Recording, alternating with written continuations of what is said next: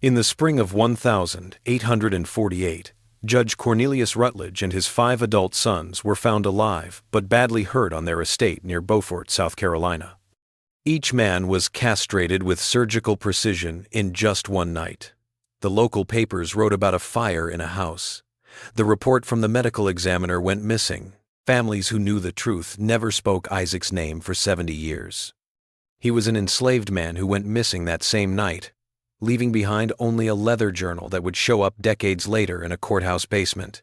This showed that there was a conspiracy of silence that protected not a monster, but something much worse, the shame of the whole community.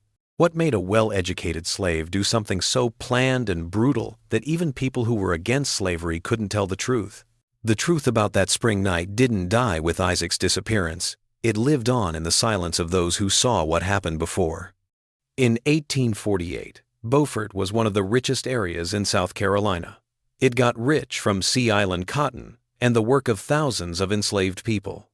The town was in a strange place in the Antebellum South. It was close enough to Charleston to share its culture of refinement, but far enough away to develop its own codes of behavior. The live oaks that lined the streets were covered in thick Spanish moss, and the humid air carried the smell of pluff mud from the marshlands nearby at low tide.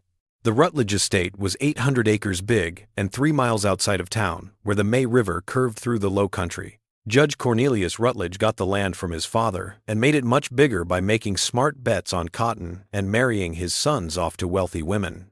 He was a circuit judge at 62, traveling between Beaufort, Bluffton, and Hilton Head to give out justice. A man who was known for giving harsh sentences and showing little mercy, especially to slaves who were accused of crimes. Even in his 60s, the judge was tall, broad-shouldered, and had silver hair that he wore longer than was fashionable. He walked around with the complete confidence of someone who had never been really challenged. His voice was deep and resonant, and he had pronounced sentences on hundreds of defendants. He signed orders with his big, steady hands that sent men to the gallows and women to the auction block. Those same hands had also done medical work that polite society didn't talk about, but it had made him quietly richer than cotton could have done on its own. The judge had 5 sons, and they were all between 28 and 41 years old. Cornelius Jr., the oldest son, ran the plantation's business, as well as his father did, with the same ruthlessness. He was 41 and had never been married because he wanted to focus all of his energy on making Fairhaven more productive. He got up before dawn every day to check on the fields, see how the overseers were doing, and figure out how much each crop would yield. Behind his back, the slaves called him Little Judge. But he was not small when it came to being cruel. Thomas, the second son, was 38 years old and married into the Drayton family. He ran a smaller plantation on Street Helena Island, which was close by. He always went to Fairhaven on Thursdays, no matter what the weather was like. He rode the 7 miles there. Thomas had inherited his father's interest in what the judge called medical innovation and had helped with many of the procedures done at Fairhaven. William, who was 35 years old, lived in Charleston and worked as a lawyer. He focused on property disputes, especially those that had to do with slave sales and inheritance. He had a reputation for winning cases that other lawyers thought were impossible to win, using a mix of legal loopholes and threats. He didn't go to Fairhaven as often as Thomas did, but when he did, he stayed for days, talking with his father and brothers. Robert and James, the twins, were the youngest sons at 28 years old, and in some ways, the most dangerous. They had been raised to believe they could have anything they wanted and never heard the word no. They lived at Fairhaven, where they were supposed to help Cornelius Jr. run things, but instead they spent most of their time hunting, drinking, and scaring the slaves without fear of punishment. Their older brothers were cruel on purpose and with a plan, but the twins were cruel for fun. All 5 had rooms at Fairhaven and met there often for hunting, business talks, and what they called their Thursday consultations, which were private meetings where no slaves or wives were allowed. These meetings had been going on since the judge's father's time, and they used to be about plantation business and politics. They had changed into something darker under the current judge. Isaac had a special place in this world of casual violence and planned abuse. At the age of 36, He was the plantation's bookkeeper, which was a job that most enslaved people didn't have. Abigail, his mother, had been the judge's father's housekeeper. She was very smart and had somehow learned to read, even though it was against the law. Family stories said that a Quaker woman who came to the plantation in the 1,790 taught her, before such visits became impossible. The old house slaves whispered that Abigail had been beautiful when she was young, and the judge's father had noticed. Isaac had features that made it look like he had mixed ancestry, but no one ever talked about it. His hair was less tightly curled, his skin was lighter than most of the field workers, and his features were more refined. The judge's father had never said anything about their relationship, but he had treated Abigail in a strange way by letting her keep her son close and work in the house instead of the fields. She had secretly taught Isaac everything she knew, from reading to math to grammar to Latin phrases she had heard people say and memorized. Isaac learned to read by candlelight in his mother's small room during the darkest hours of the morning before the rest of the house woke up. She made it clear to him how dangerous what she was doing was, and how important it was for him to keep his skills hidden unless absolutely necessary. Young Isaac, who was 19 at the time, was heartbroken when Abigail died of fever in 1831, but he had also shown Judge Rutledge something that made him pay attention. While helping his mother go through her few belongings, Isaac had automatically sorted some receipts that were lying around by date and vendor. His ability to read and write showed through in a moment of grief-stricken distraction. As punishment for the illegal education, the judge could have sent him south. He had seen an opportunity instead. A white man named Henderson worked as the plantation's bookkeeper. He was stealing from the estate by skimming percentages, making false records, and getting rich because the judge didn't know what was in his own accounts. The judge had a hunch, but couldn't prove it without weeks of careful review. He had given Isaac a test by locking him in the estate office with 3 years' worth of ledgers and telling him to find the mistakes. Isaac had worked for 2 days straight, sleeping on the floor of the office and eating meals that confused house slaves brought him. He knew that his life might depend on his success. He had found every fake entry, every inflated cost, and every fake purchase that Henderson had made. He also put his findings in a clear, organized report that showed he could read and write and really analyze things. Henderson was fired after his thefts were found out. The judge made a smart choice. Instead of hiring another white bookkeeper who might be just as dishonest, he decided that Isaac would keep the estate's books, keep track of cotton yields, and handle the quarterly accounts. It saved the judge money because he didn't have to hire a new one, and it gave him another way to stay in power. A slave who could read and write could be threatened with teaching others, which is a crime in South Carolina that could get you killed. Isaac lived in a small room off the back stairs of the main house. He was alone enough that the other enslaved people were suspicious and angry with him. The room was about 8 feet by 10 feet and had a narrow bed, a small desk, and a window that looked out over the kitchen garden. It was cold in the winter and hot in the summer, but it was private, which was a luxury that almost no other slave at Fairhaven had. He ate by himself, worked by himself, and didn't talk much. The house slaves called him the judge's shadow and said he thought he was better than them. The field workers called him worse names, like traitor, master's pet, and someone who sold his soul for an easy job. They didn't know that Isaac spent his nights not only keeping track of the judge's money, but also keeping a second set of books that recorded things they couldn't even imagine. Isaac had learned something while working on the Rutledge accounts for years that burned in him like a slow fire that never went out. Men tried to hide things that numbers told. The Rutledge ledgers told a story so horrible that Isaac had been writing it down in careful columns for 8 years, waiting for some moment when the truth hidden in his numbers might somehow matter to men who seemed to be beyond all consequence. Fairhaven was unusually tense in the spring of 1848. For the 3rd year in a row, cotton prices had dropped, which hurt profits all over the South. People in the North started to talk more and more about ending slavery. There was also more talk of splitting the land gained from Mexico into free and slave states.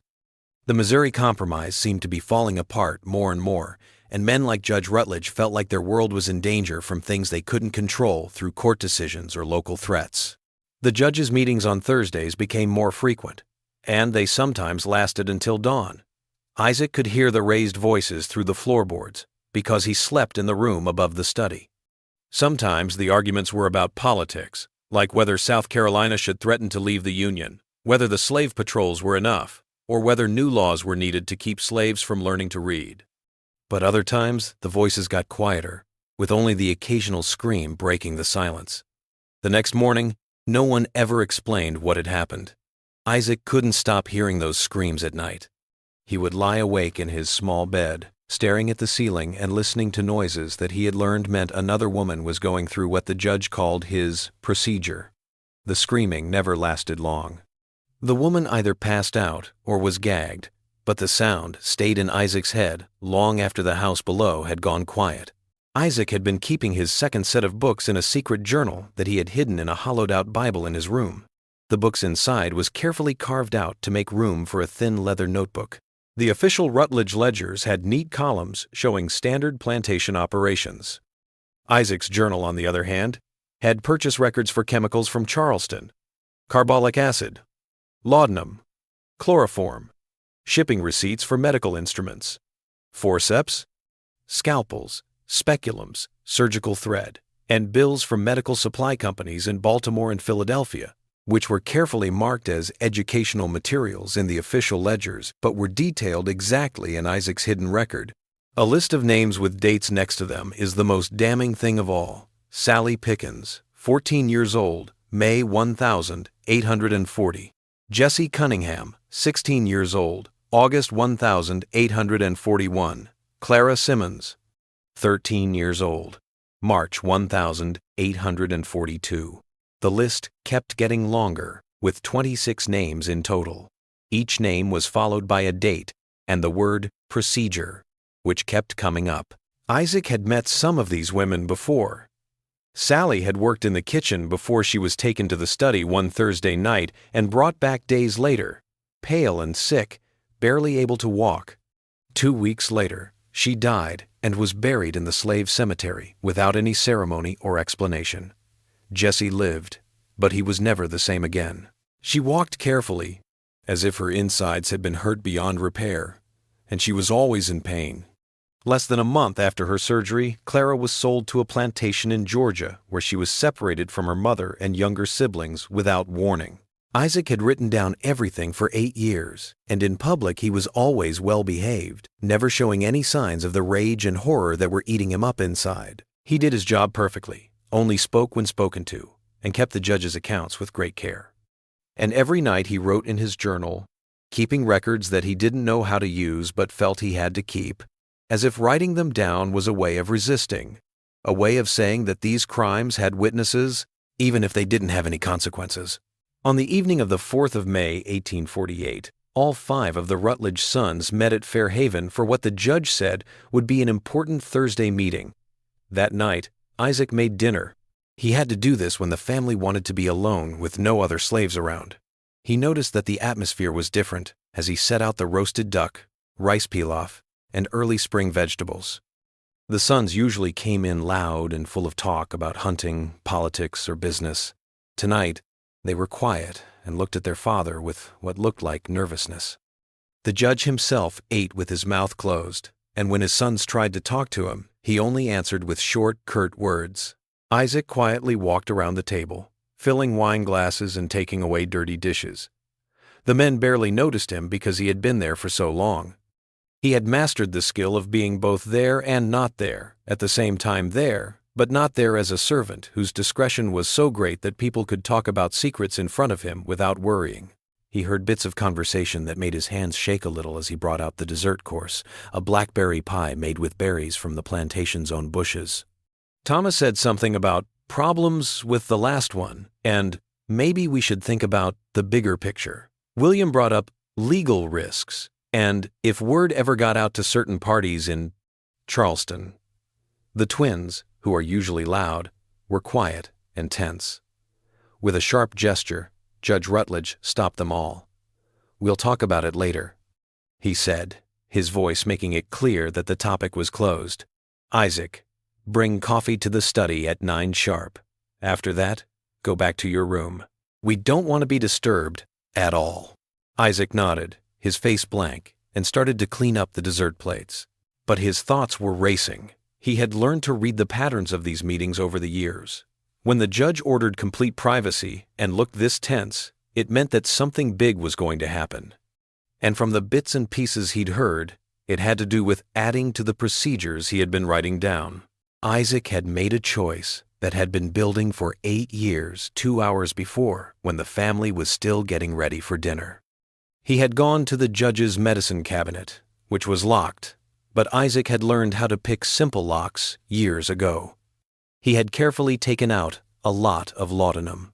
Not enough that people would notice right away if it was gone, but more than enough for what he needed.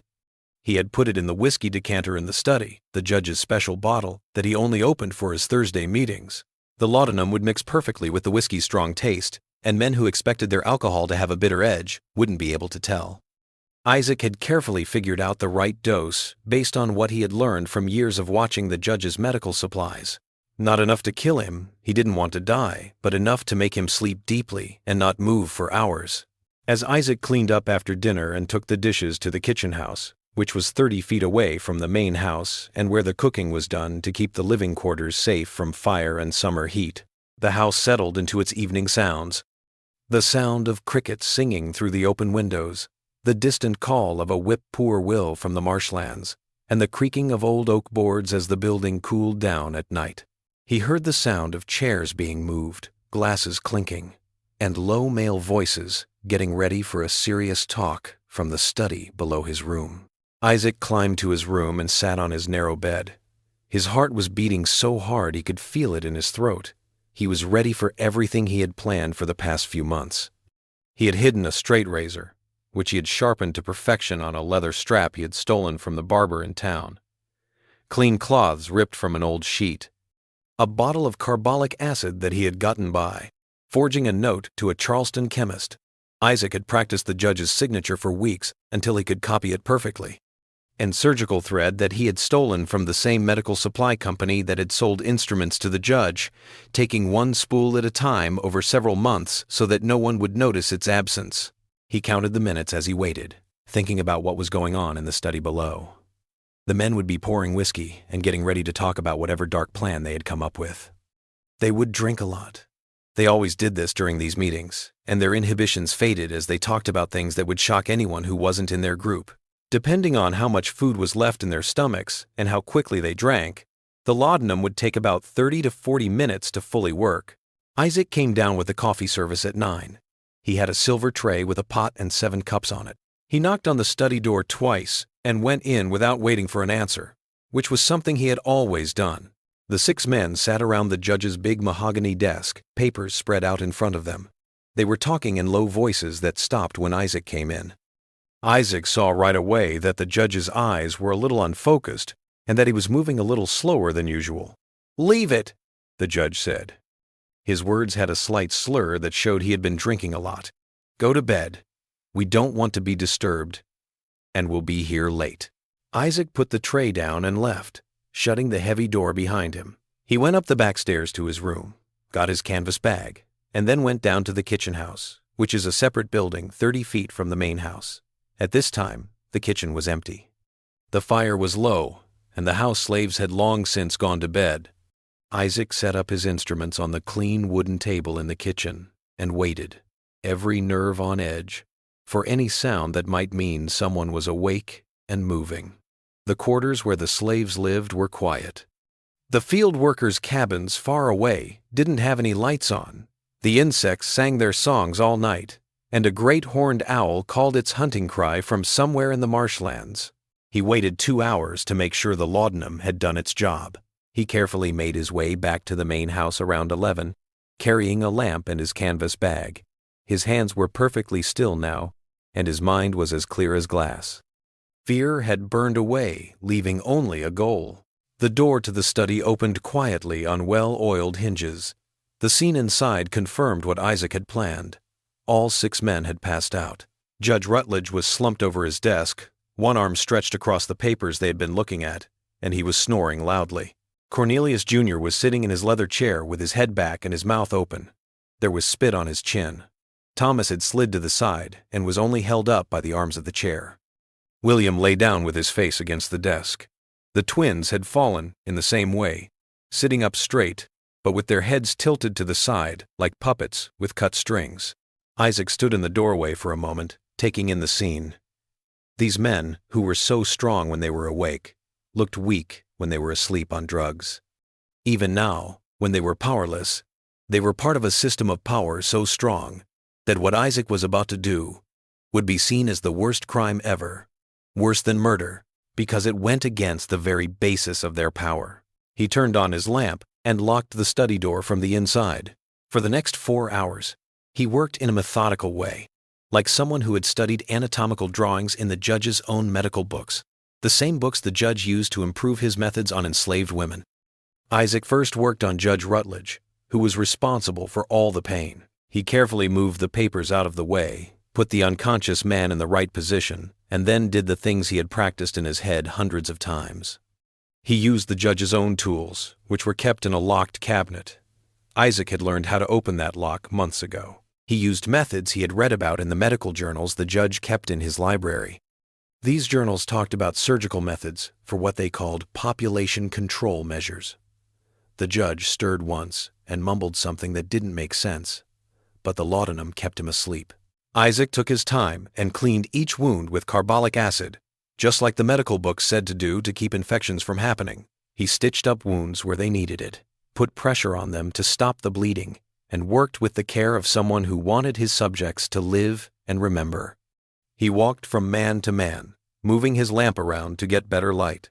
Cornelius Jr., Thomas, and William all got the same careful attention and the same exact use of the techniques they had helped develop and use on women who had no choice, no warning, and no mercy.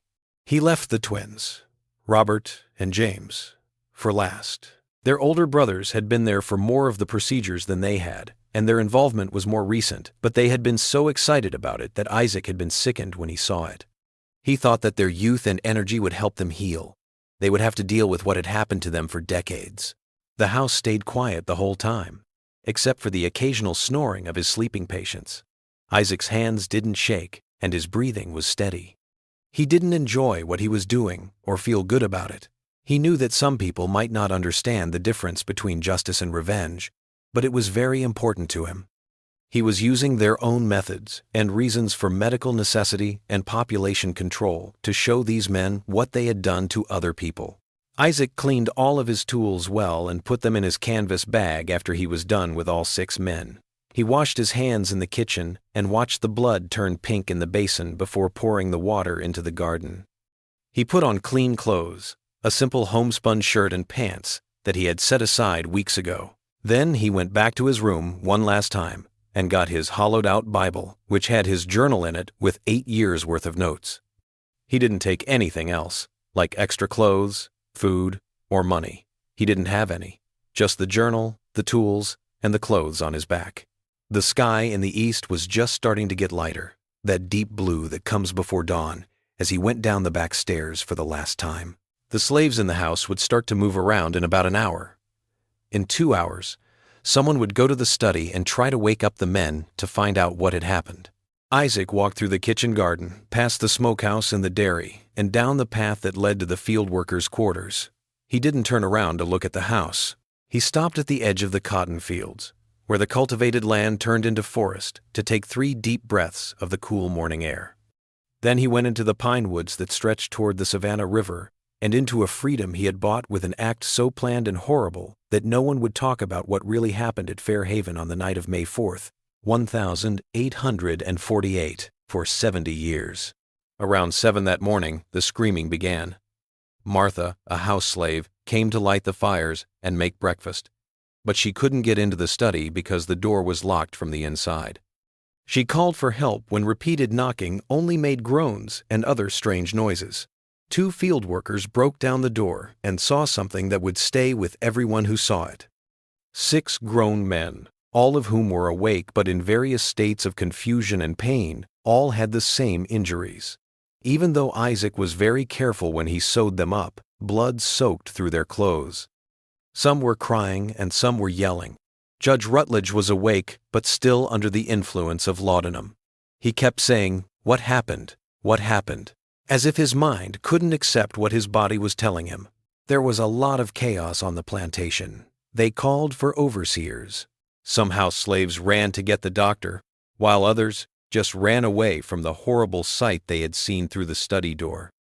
The field workers, who had only heard bits and pieces of what had happened, reacted with a mix of shock and something else, something that looked disturbingly like satisfaction to the white overseers who saw it. Dr. Thaddeus Crenshaw got there within an hour, saw the scene, and right away sent a rider to Charleston for help. He rushed to stabilize the men, giving them laudanum for pain, looking for signs of infection, and trying to figure out how such precise injuries could have been caused.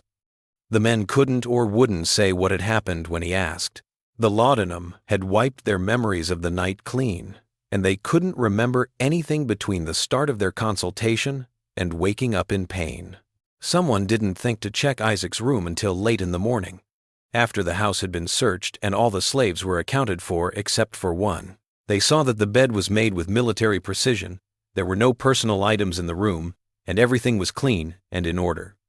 But Martha looked more closely and found something that had been left out on purpose. On the small desk, a piece of paper with a list of 26 names, each with a date next to it, and at the bottom, a single sentence in Isaac's neat handwriting. You made them unable to bear children. Now you share their fate. When Judge Rutledge saw this note, his face changed. Even though they were in a lot of pain and on drugs, they started to understand, and with that came what the house slaves would later call fear. That was the first time any of them had seen that look on the judge's face. He told everyone to burn the note right away and not talk about it. Then he called for Dr. Crenshaw and whispered something in the doctor's ear that made the doctor's face go pale. The days after the 5th of May, 1848, were full of activity that showed the Rutledge family's true power in the Low Country. Within hours of the discovery, slave patrols were sent out all over Beaufort County and beyond. Riders took notices to Savannah, Charleston, Columbia, and even Wilmington. They described Isaac, focusing on his education, his ability to read and write, and the danger he posed as a runaway who could read and write and knew a lot about how plantations worked. The reward for catching him alive was an amazing $1,000 and $500 if proof of his death could be shown. That amount of money was more than most farmers made in 2 years in 1848, which was more than enough to get bounty hunters all over the area to work. The notices were put up on the doors of courthouses, in common rooms of taverns, at ferry landings, and at crossroads. They searched every ship that left Port Royal. Every wagon that was going north was stopped and looked at. But Isaac was gone as if the earth had eaten him. The bloodhounds that were sent to find him lost his scent at the Savannah River, which means he must have gone into the water. But no one could say for sure if he had drowned, been picked up by a boat, or just waded in the shallow water to throw the dogs off. Some people said they saw a man who looked like him on the road to Charleston, while others said they saw him on the road to Savannah. The sightings went on for weeks, and they were always different and never confirmed. It was clear that someone, maybe more than one person, had helped him. A runaway slave usually didn't get very far without help, and a slave with a canvas bag of surgical tools would have stood out. But Isaac had vanished so completely that even the professional slave catchers, who made their living finding runaways, couldn't find him. For months, people kept guessing, filling the gap left by official news. Some people said he had made it to the Underground Railroad, which was a network of safe houses and helpful friends that helped escaped slaves get to the north. Some people said he died trying to swim across the Savannah River. Others said he had been killed by other slaves who were afraid of what would happen to them all if they found out about his crime. This idea was especially popular among slaveholders who wanted to believe their slaves were still loyal, even though there was a lot of evidence to the contrary. At Fair Haven, on the other hand, a different kind of crisis was happening behind closed doors. 2 of Dr. Crenshaw's colleagues from Charleston had come to help him. Dr. Robert Dillingham, a surgeon with military experience, and Dr. Howard Finch, who was an expert at treating rich planters. The 3 doctors tried to save lives that weren't really in danger. Isaac's careful technique had made sure they lived, but they had trouble with problems that came up as the men started to get better. Even though Isaac used carbolic acid, infections still happened. Thomas got a fever that lasted for days, and made him weak. William was in a lot of pain that laudanum barely helped. The twins healed faster because they were younger and stronger, but they had to deal with the mental trauma of knowing what had been done to them. Cornelius Jr. wouldn't talk to anyone. He lay in his room and stared at the ceiling. The strangest case was the one that Judge Rutledge himself brought. His physical wounds healed well, but his mental health got worse very quickly. He'd wake up screaming from nightmares and calling out names like Sally, Jessie, Clara, and others from Isaac's list. In his delirium, he would admit bits and pieces of what he had done, describing procedures in such graphic detail that the nurses who were taking care of him were horrified. Dr. Crenshaw gave him more and more laudanum to keep him quiet because he was afraid of what he might say in front of the wrong people. Dr. Crenshaw learned everything that had been going on at Fair Haven during one of the judge's crazy episodes. The judge, who was barely awake, thought Crenshaw was his father and started to apologize for not getting the technique right, for losing subjects to infection, and for the mistakes that had stopped the program from growing. He talked about plans to train other doctors, set up a system for stopping slave reproduction on many plantations, and make medical experimentation a standard practice. Crenshaw, who was becoming more and more horrified as he listened, realized that he was hearing a confession to crimes that were much worse than what Isaac's note had suggested. This wasn't just random acts of cruelty. It was a planned program that had been written down and improved over the years, with plans to spread across the region. The doctor had a moral crisis right away, made worse by his own interests. He thought that excessive slave births were a problem on his own plantation. These were children who used up resources for years before becoming useful workers. He had hired Judge Rutledge twice and paid a lot of money for procedures on 2 young women who were too fertile. Crenshaw had wanted those women to live but not have children, and they did. He now knew that even being a client instead of a practitioner made him part of something terrible. And he wasn't the only one. Over the next few days, he quietly looked into the matter and spoke with Dillingham and Finch. He found out that at least 8 other plantation owners in the area had bought similar services from the judge. They all kept quiet about it, acting like it was a private business deal and never talking about it openly. On May 15, 11 days after the attack, the 3 doctors met in secret. They met in Crenshaw's study in Beaufort town, away from the dirty walls of Fair Haven, and faced an impossible situation. A house slave cleaning Isaac's room found his hidden journal and gave it to them.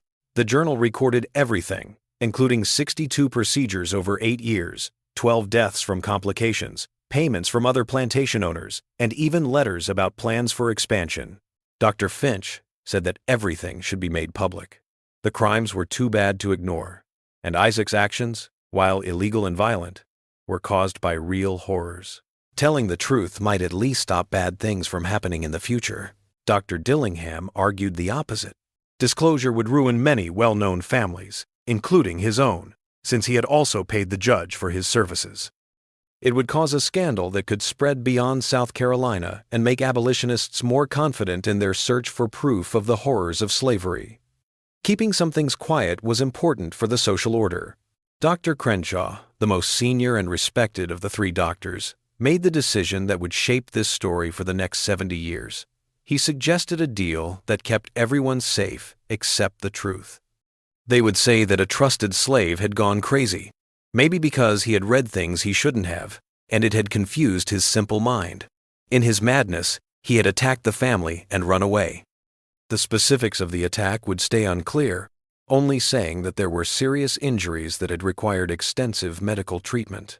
The judge's experimental work would be completely hidden, his medical journals would be destroyed, and his letters to other doctors would be burned. To keep this secret, they wrote a letter explaining their choice and the reasons behind it. They then locked it up and told people not to open it for 50 years. They thought this letter would protect them if questions came up later and also leave a record of the truth for future generations to judge. On the 18th of May, 1848, the 3 doctors signed the letter. 2 lawyers who were part of the conspiracy and had reasons to want the truth to stay hidden were there to see it. Then they went about their cover-up with the same carefulness that the judge had used in his experiments. They took Judge Rutledge's medical equipment, broke it up, and buried it in a pit that was then covered with quicklime. The three doctors watched as Crenshaw burned his journals, which were detailed records of every procedure, every subject, and every outcome. The letters to other doctors were found and also destroyed. The last thing that was burned was Isaac's journal, which could have helped prove his actions to some extent.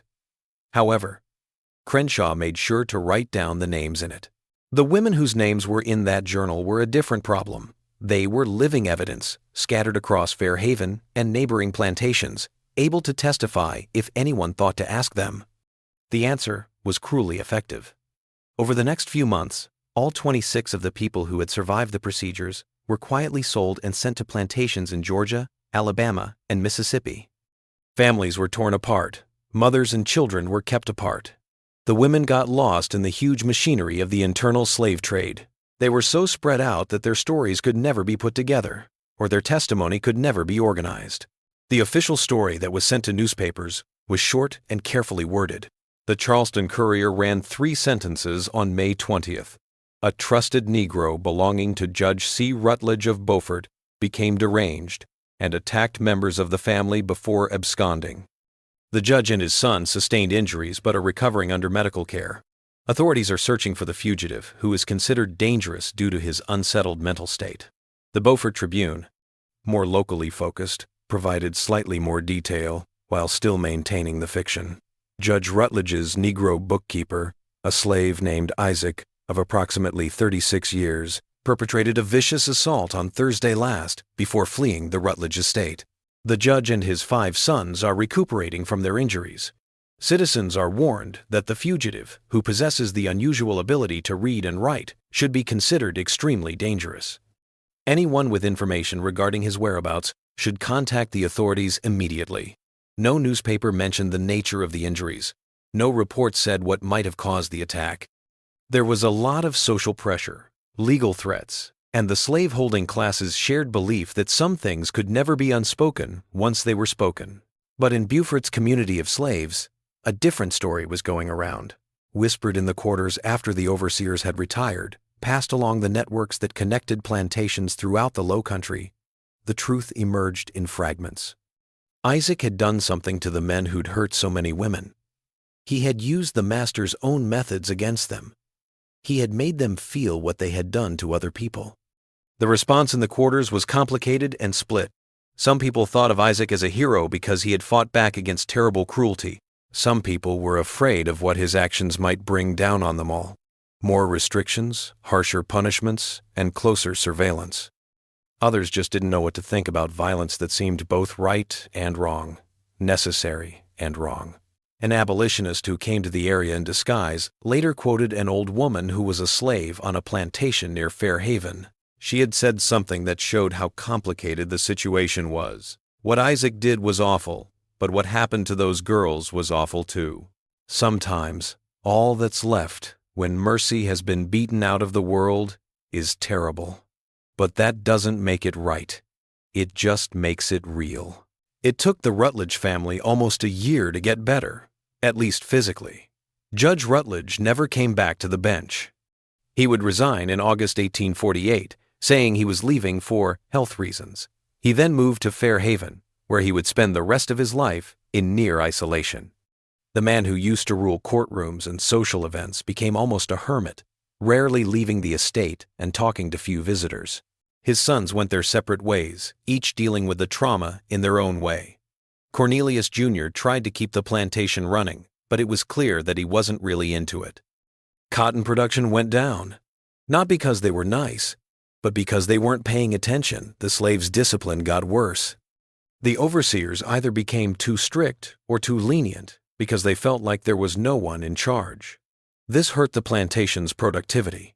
Thomas left his plantation on Street, Helena Island, and moved back to Fairhaven because he couldn't handle his own business. He started to show signs of severe depression that a modern doctor might recognize. He was listless, couldn't focus, and cried a lot.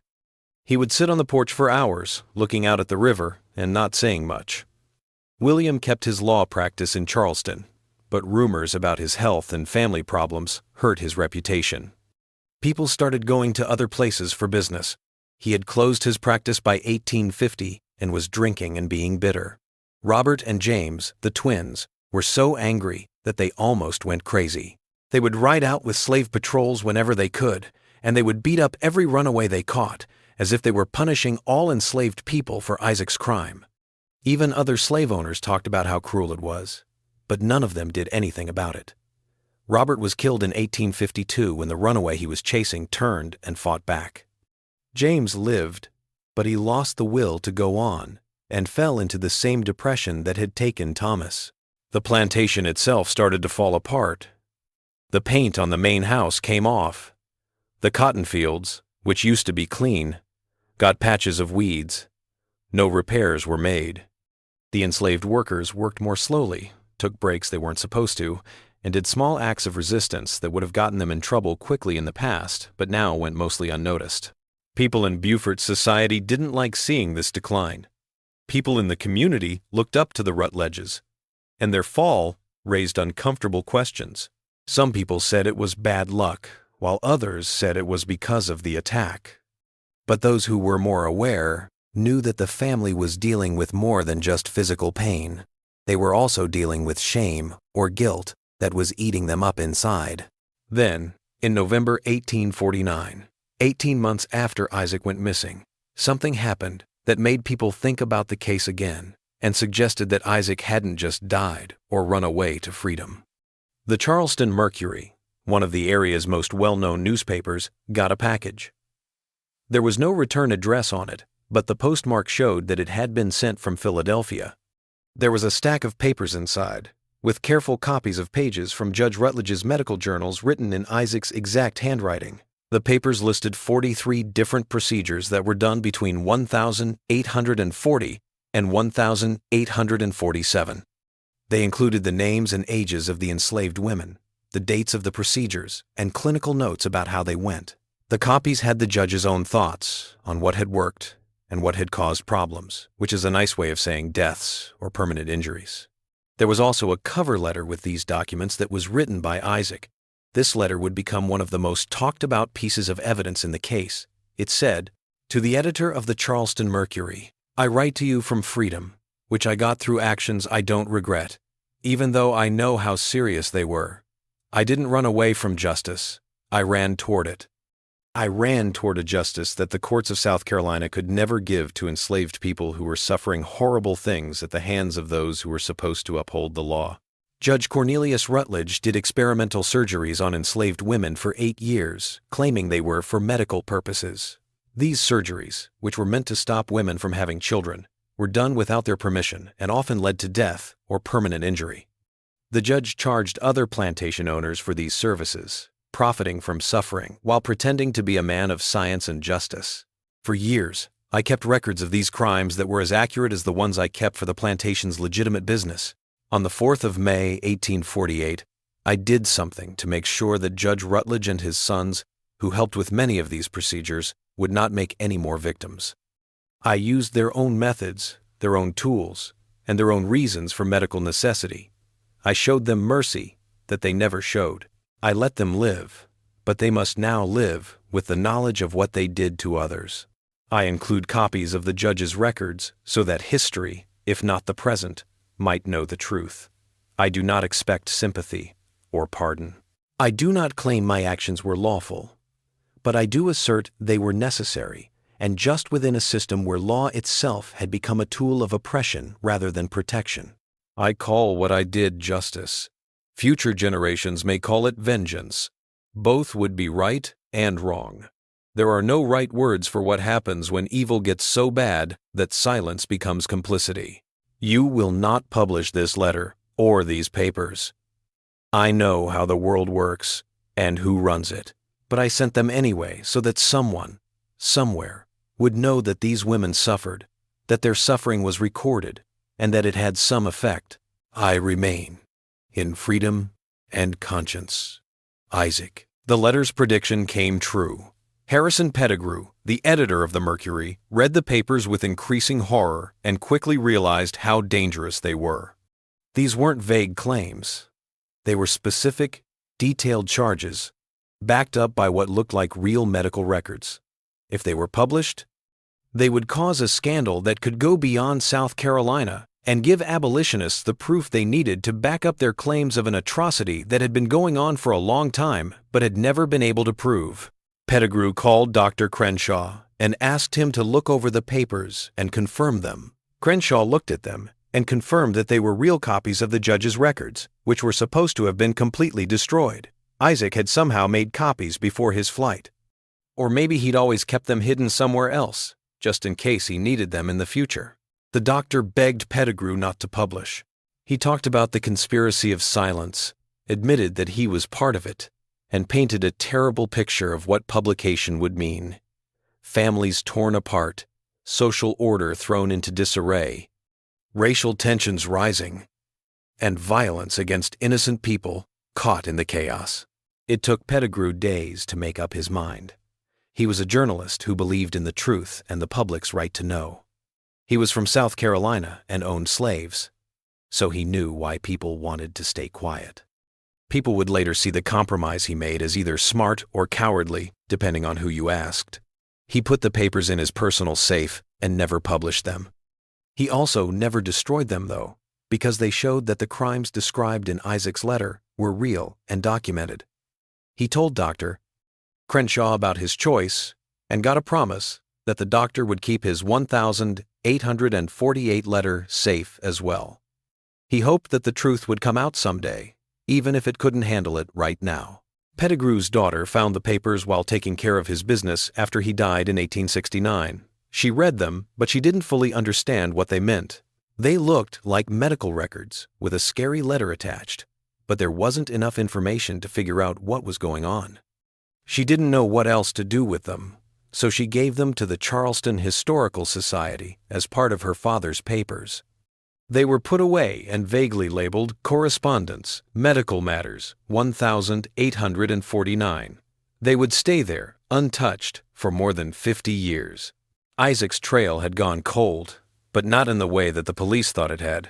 He hadn't drowned in the Savannah River, been killed by bounty hunters, or been caught and sent back into slavery. Instead, he had made it north through a mix of careful planning, incredible luck, and help from sources that would never be fully documented. There were many routes and conductors for the Underground Railroad. Some are known to history, but most will never be known. A Quaker family in Savannah helped Isaac escape. They ran a real shipping business, but they also secretly moved runaways north on their merchant ships. He had gotten in touch with them through connections he had made years before. His mother had said their names before she died. This was part of the knowledge that was quietly passed around the enslaved community for those who might need it in the future. He traveled for 11 days, hiding in a ship's cargo hold, and arrived in Philadelphia in June 1848. From there, he went to a neighborhood in the city's 7th Ward where free black people lived. Even though he was a fugitive, his education and skills made him useful. He got a job as a bookkeeper for a black-owned business under a different name and kept his past a secret. Isaac didn't run away just to save himself, though. He worked quietly for abolitionists over the next few years, but always behind the scenes so that a Southern traveler or bounty hunter wouldn't recognize him. He helped other runaways by teaching them to read, helping them make fake papers, and managing the accounts of groups that helped runaways. He also started a private mission that would take decades, finding the women whose names were in his journal and who had been sold south after he fled.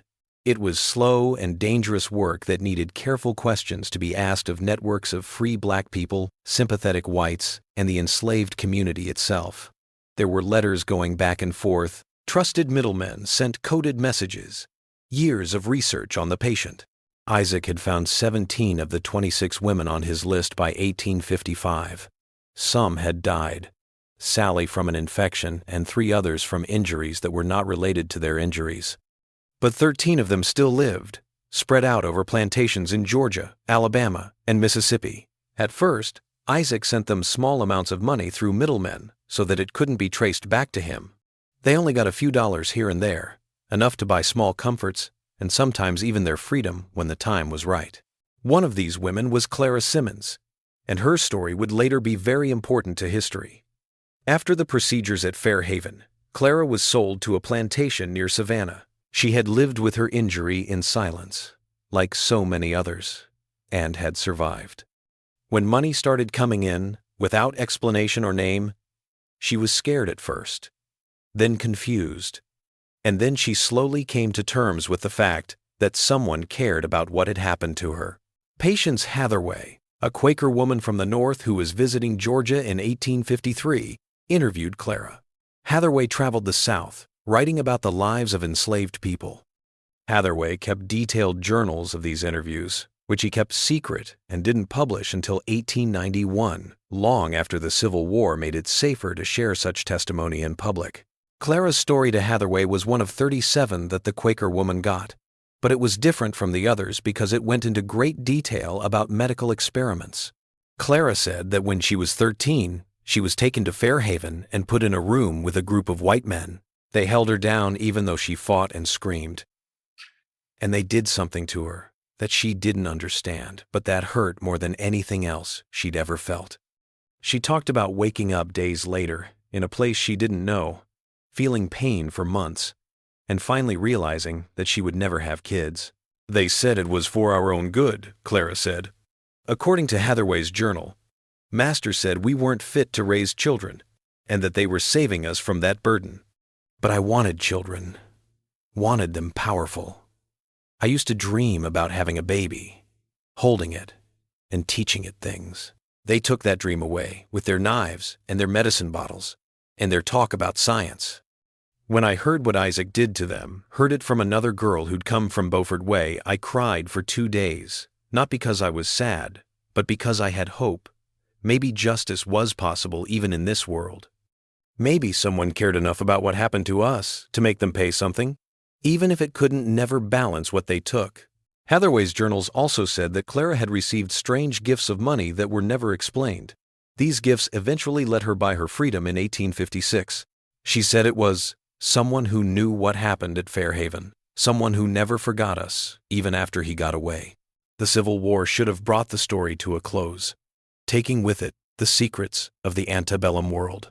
In November 1861, Union troops took Beaufort, which was one of the first Southern cities to fall to the North. Fairhaven turned into a field hospital, and Federal surgeons worked in the same study where Judge Rutledge had done his experiments 20 years before. The soldiers who slept there didn't know the room's history, so they missed the irony. Judge Rutledge died in 1851, and he never got his mind back. He never talked about what made Isaac do what he did in public. After the war, his sons went their separate ways. In 1863, Cornelius Jr. died of an illness. Thomas lived through the war, but he moved to Texas and died there in 1871, poor. William died from drinking in 1867. James was the only one of the twins to live longer than the others. He died in 1,883 inches, a veteran's home in Virginia. His mind was damaged by what later doctors would call melancholia, which is an inability to escape depression that had roots in trauma that happened decades before. After the war, Fairhaven changed hands many times because it couldn't work as a plantation without its slaves. For a short time, it was a boarding house, but then it sat empty for years. The house fell apart, the fields grew wild, and the freed people in the area thought the property was bad luck and bad luck. They told their kids to stay away from the old Rutledge place, not because of ghosts, but because of history, memories of what had happened there that were still too painful to talk about. Something happened in 1877, at the end of Reconstruction, that made it seem like Isaac not only survived but also thrived in freedom. A well-dressed black man, maybe in his 60 seconds, came to Beaufort and asked questions about the Rutledge family. He had an accent that made it sound like he had lived in New England or maybe Canada for a long time. His speech was more like the sharp consonants of educated northern speech than the soft speech of the low country. He went to Fairhaven and stood in front of the old house for a long time, his face unreadable. He went to the courthouse and asked to see records from 1,848. The clerk watched nervously as he read through them carefully. He walked through the old slave cemetery at Fairhaven and stopped at some unmarked graves, as if he knew who was buried there. Gerald Hempstead, the courthouse clerk, had been a child in 1848. He noticed something about the way the visitor moved, the way he asked questions, and the way he looked. Hempstead wrote to a friend years later, "I can't be sure it was Isaac. I was only 6 when he went missing. and memories fade over time. But something about him brought back old stories my father told me that he said I shouldn't tell anyone. The visitor asked very specific questions, like what happened to the Rutledge sons, whether the judge's medical equipment had ever been found, and whether certain women had been sold south in 1848 and 1849. These are questions that an average visitor wouldn't have any reason to ask, but that Isaac from the old stories would care about a lot. The visitor stayed in Beaufort for 3 days and slept in a hotel that was only for black travelers who could afford it. He was polite, quiet, asked to enter rooms, and paid his bills on time. He gave the newly opened school for black children $1,000 on the morning of his departure. This was a huge amount that would keep the school running for 2 years. The donation came with clear instructions. The school should teach more than just reading and basic math. It should also teach how to keep records, bookkeeping, and accounting. He wrote in the letter that went with it, "Let them learn to read the true story hidden in numbers. Let them understand that documentation itself can be resistance. That bearing witness has power, even when justice seems impossible." The letter wasn't signed, but the handwriting was unique, precise, elegant, the script of someone who had a lot of education and practiced writing in a formal way. Benjamin Smalls, a freedman who had learned to read during the war, was in charge of the school and kept the letter. Years later, his grandson gave it to the Beaufort County Historical Society.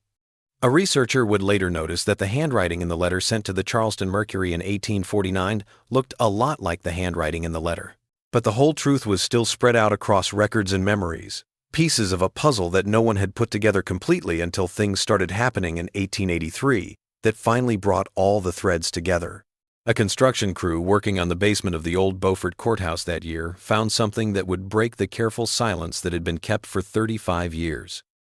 They found a locked metal box behind a fake wall in the records room. The wall looked original, but it had been added around 1850. As later research would show. There were papers inside that had been hidden on purpose, not lost or misplaced because of bureaucratic confusion, but hidden by someone who had access to the courthouse's most secure areas. Inside the box were letters between Judge Rutledge and 3 other circuit judges from South Carolina, Georgia, and Virginia. The letters, which were written between 1839 and 1847, talked about what they called the population control problem in a clinical way that didn't quite hide how horrible their plans were. A letter from the Georgia judge, dated April 1842, said, "The procedure you have perfected could be very useful if used consistently throughout our region. Think of the money we could save if we didn't have to feed and clothe children from birth until they were old enough to work, which is 12 to 14 years during which they use resources but don't produce much. Think of the control we would have if reproduction only happened with our permission when the economy was right.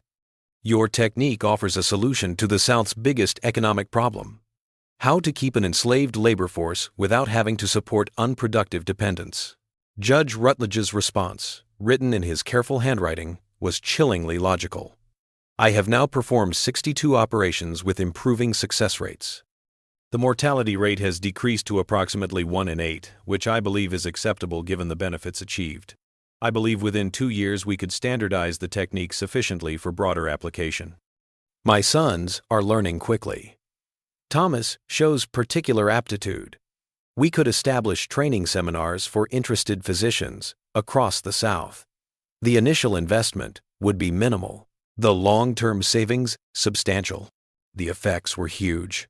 This wasn't just one man's terrible hobby. It was the start of a coordinated program that would cover several states. Forced sterilization might have become common in the South if Isaac hadn't acted when he did. It would have been hidden behind medical language and economic reasons. Patrick Donnelly, the foreman of the construction crew and a veteran of the Union Army, knew right away that these papers were dangerous. He brought them straight to the Beaufort Tribune, which is now run by a man named Abraham Wallace, who used to be a slave. Wallace read them and realized he had the same impossible choice that others had faced decades before: publish and make things worse in an already tense Reconstruction era, or hide proof that supported generations of whispered stories. Wallace chose to be open about things. which is different from what his predecessors did. On the 12th of December 1883, he wrote a carefully worded article that talked about the documents and gave a summary of what they said. "Courthouse records show systematic crimes against enslaved women," was the headline. The response was, as expected, along racial lines. Black communities saw proof of terrible things they had long suspected. White people said it was just propaganda. The Tribune's offices got threats. A week later, someone broke in and stole the papers. The courthouse said they had never existed. The construction foreman got paid in secret and then left South Carolina. Wallace's article was the only thing left as proof. The truth would have died again if Margaret Finley, a researcher from Fisk University, hadn't come to Beaufort in 1922. She had heard bits and pieces from old people who had been slaves and spent 3 months putting them together in archives. Wallace's article? Crenshaw's 1,848 letter that was finally found in uncatalogued materials, Hathaway's journals, and most importantly, Harrison Pettigrew's daughter showing her father's hidden papers at the Charleston Historical Society. Finley wrote about her discoveries in the Journal of Negro History in 1924. She wrote down everything: 62 forced sterilizations, 12 deaths, the conspiracy of silence, and Isaac's careful justice. In her last paragraph, she wrote, "Isaac's actions were brutal and illegal, but they happened in a system of brutality that goes against normal moral judgment.